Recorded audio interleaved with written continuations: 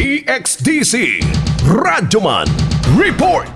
Sa post-blast investigation, nasuta sa Davao City Police Office explosive ordnance disposal nga low explosive material, partikular na pulbura sa dinamita o firecrackers ang gigamit sa pagpabusikad sa resto bar sa may barangay Kalinan poblasyon ning syudad sa Davao.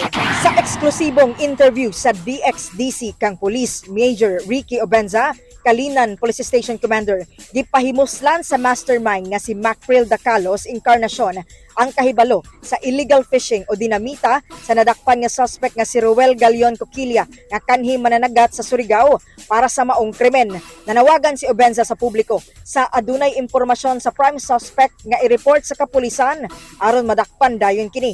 Gipasaka ag kasong murder, frustrated murder, malicious mischief ug damage to property ug paglapas sa RA 9516 kan explosive ordinance ang mga suspect sa resto bar explosion.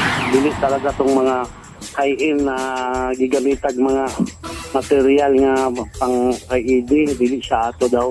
So more on powder lang siya na ginagamit no sa pagpangisda o pangkuan kanang murag dynamite ang ginagamit pud sa to ang mga every new year no ingana lang nga pulbura ang ginagamit lang nakuha sa ebidensya is kaning mineral water bottle dun gisulod ang yung powder sa Phillips gun tapos improvise yung pabilo. Kasama mo sa balita, Radyoman Aimee Ginita, Tatak RMN. Tatak RMN.